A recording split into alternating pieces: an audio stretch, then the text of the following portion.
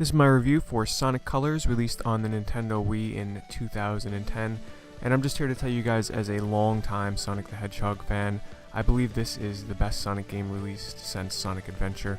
I know a lot of you have lost faith in the series recently, especially with his more recent 3D games, but I'm telling you, you have to pick this one up. Give it a shot, by all means. It's not only a great Sonic game, but it is an excellent platformer game, so it won't just please fans of the series, but it'll please platformer fans in general that might not have played a Sonic game since the originals. So in terms of gameplay, what Sonic Colors does is it takes 2D side-scrolling precision platforming elements that are reminiscent of classic Sonic games, though not quite, because the jumping controls are a little bit floaty at times, but it does the job. And it also takes elements from games like Sonic and the Secret Rings and Sonic Unleashed, which are the best parts of those games, where you have a really high-speed control of Sonic as he goes down some linear paths and you're able to move him from left to right. And the controls work really great in Sonic Colors. You do still have a lot of control over Sonic despite how fast you're going at times. And yes, it does have the typical, almost a staple of the 3D Sonic games, where at times, you lose control of Sonic and the game almost plays itself. However, these portions of the game are so gorgeous to look at and still fun to watch, even though all you're really doing is holding up on the joystick. So you're probably saying to yourself, alright, what's the gimmick in Sonic Colors? Because in the past we've had talking swords, we've had werehogs, we'd have all kinds of stuff that kind of almost ruins the experience for a lot of people in past Sonic games.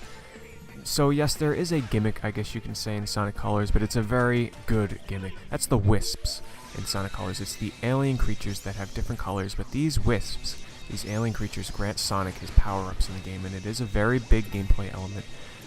Some of them allow you to float in the air, some of them allow you to turn into a laser and shoot down a path as you aim your reticle, some of them let you turn into a drill and drill through the ground, some of them aren't as thrilling, such as, being able to turn blue blocks into coins and stuff in order to collect them.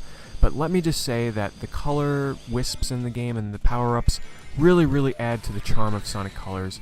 And most of the time, they really enhance it by just speeding up the gameplay even more, and just adding that little extra layer of depth where they can hide, secrets and power-ups in order to, get to those power-ups and secrets. You have to use the wisp in a certain area in a certain way. And it's so much fun, especially certain ones like the drill are just a blast to use. And the power-ups are spread out across the game so that you never quite get bored of a certain one, or you never feel like one is underused too much. They really did a nice job of balancing out these power-ups throughout the game.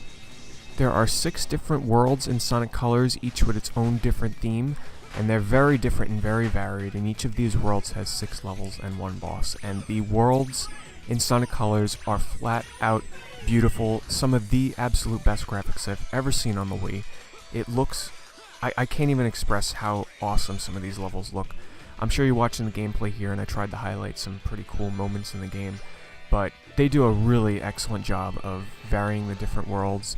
There's a world with candies and desserts and giant donuts, and then you go to a world that's underwater, and then there's a one, in your typical grass fields with the windmills.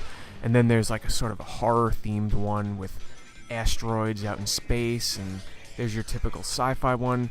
And I just can't... The worlds are excellently crafted in Sonic Colors. I can't stress that enough. And it also has an unbelievable soundtrack to go along with it. Let's just say that the music in this game is excellent. It made me actually buy the soundtrack, which is definitely a testament to the quality of the game's music.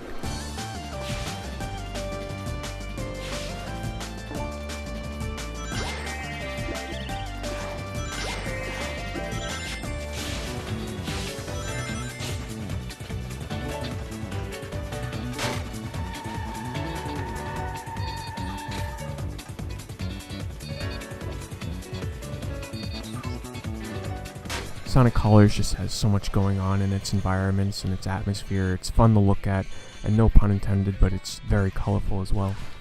And the controls in the game, luckily Wii Waggle is left to a minimum. The only time you're ever asked to waggle your Wii Remote is to activate your power-ups, which works well, and I have no complaints about that.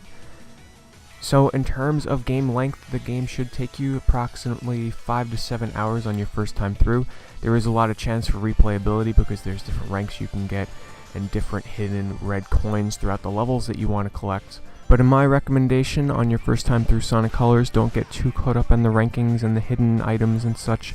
just enjoy going through the game, seeing the different sites and environments that it has to offer, and just enjoy it. I really had a fun time up on the series and platformer fans in general, so if you ever have the chance to pick up Sonic Colors, I'd highly recommend it. Thanks for watching.